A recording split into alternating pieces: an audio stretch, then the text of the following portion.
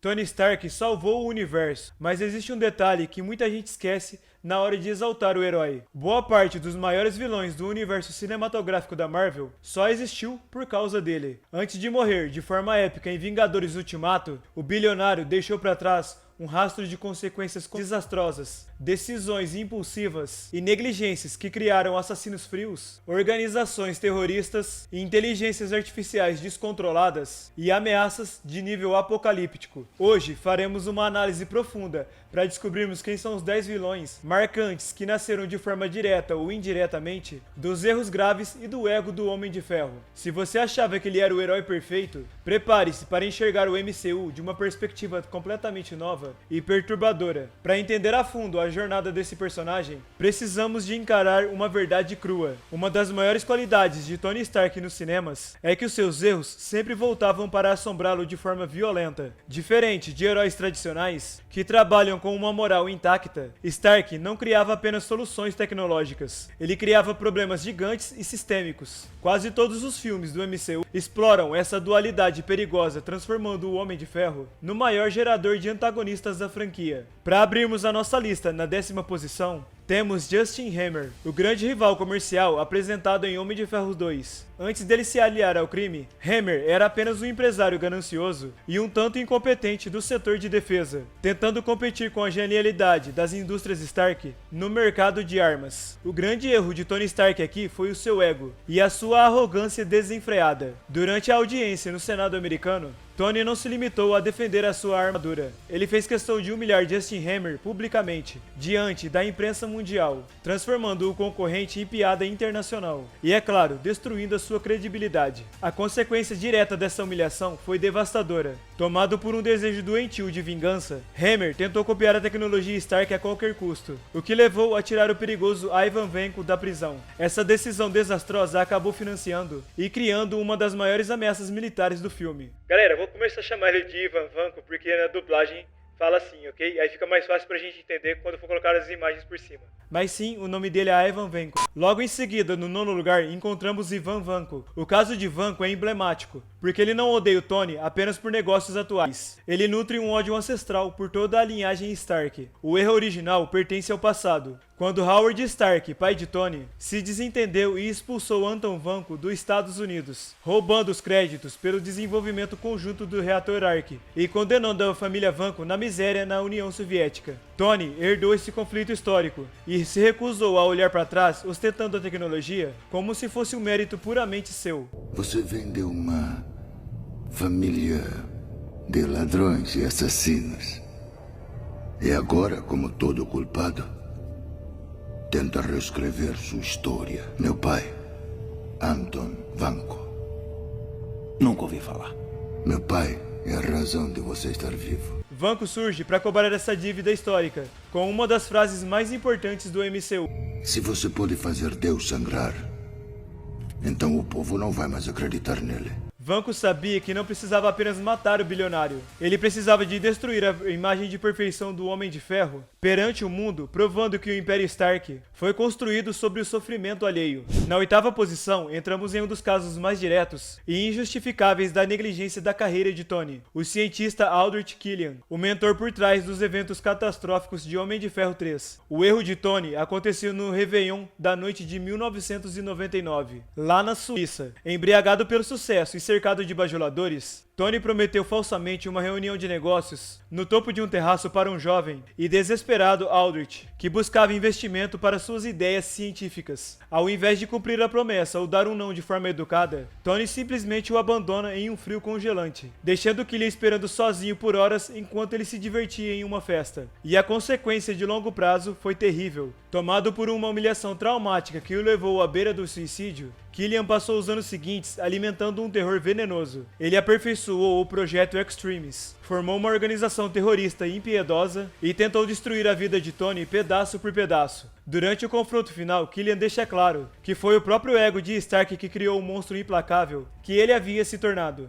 Ligada a esse mesmo arco, na 7ª posição, temos a brilhante cientista Maya Hansen. Tony teve uma participação direta e negligente na criação do projeto biológico Extremis, ajudando Maya a consertar uma falha na fórmula química durante aquela mesma noite em 99. O erro de Tony foi ter abandonado a pesquisa à cientista e a sua responsabilidade ética na manhã seguinte, sumindo sem deixar nenhum vestígio. Sem o apoio financeiro ou a mentoria de Stark, a tecnologia instável e extremamente perigosa, desenvolvida por Maya, acabou caindo na mão das organizações terroristas de Killian. Isso transformou uma descoberta médica promissora em uma arma de destruição em massa, que custou a vida de dezenas de soldados inocentes. Cara, ver como as consequências de Tony Stark moldaram os vilões da Marvel mostra que o MCU é muito mais profundo do que parece. Galera, e eu trampo pesado nesses vídeos detalhados aqui do Pulso Nerd. E a minha meta agora é braba, chegar aos 5.000 inscritos. E eu só vou conseguir com o seu apoio. Se você valoriza esse tipo de análise, deixa o seu like, se inscreva no canal e ative as notificações para não perder nada. Tamo junto, galera. Chegando na 6ª posição, entramos oficialmente no maior e mais trágico erro de toda a carreira científica de Tony Stark, a criação do Ultron. O erro aqui foi o ápice da sua arrogância intelectual. Tentar criar uma inteligência artificial de defesa global de nível divino, utilizando como base uma joia do infinito, e incompreensível sem entender os seus reais riscos. A motivação do cara era compreensível. Ultron? Em carne e osso.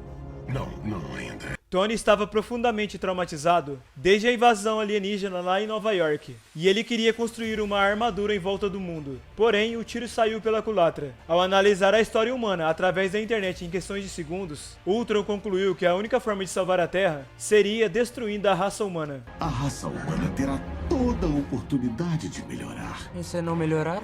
Pergunte a Noé. O impacto dessa arrogância foi catastrófico. Resultou na destruição da nação de Sokovia, causou milhares de mortes civis e culminou nos polêmicos Acordos de Sokovia. E tudo começou pela obsessão controladora de Tony. Esse desastre em Sokovia nos leva diretamente para a 5ª posição dessa lista, operada pelo frio e calculista Barão Helmut Zemo, o arquiteto de Capitão América Guerra Civil. Muita gente se esquece desse detalhe crucial, mas a existência de Zemo como vilão é consequência direta da criação de Ultron. Toda a família de Zemo, incluindo seu pai, sua esposa e seu filho pequeno, foram mortos sobre os escombros durante um evento apocalíptico criado pela criatura de Stark. E tomado por uma dor insuportável e por uma sede implacável de justiça, Zemo dedicou a sua vida a um único objetivo: destruir os Vingadores de dentro pra fora. E o detalhe mais assustador é que Zemo é um dos poucos vilões que venceu no final. Ele não precisava de poderes ou de armaduras. Ele usou os próprios erros do Homem de Ferro para quebrar a equipe permanentemente. Agora, na 4ª posição, encontramos um dos exemplos de escritas mais humano e realista da Marvel, Adrian Toomes, o Abutre, apresentado em Homem-Aranha de Volta ao Lar. O erro de Tony aqui foi de caráter corporativo e de total falta de empatia social. Logo após a Batalha de Nova York, o bilionário utilizou a sua imensa influência política para criar o Departamento de Controle de Danos, monopolizando a coleta e limpeza de todos os destroços tecnológicos e alienígenas da cidade. E por conta dessa canetada corporativa, Adrian, que era um trabalhador comum, perdeu o seu negócio de limpeza urbana, foi destituído dos seus contratos legítimos e viu a renda da sua família ser destruída pelo monopólio de Stark. E sem nenhuma alternativa para sustentar os seus funcionários, Toomes entrou para o mercado negro de armas, contrabandeando tecnologia Chitauri. E então nascia assim o Abutre, um vilão moldado pela opressão econômica das indústrias Stark.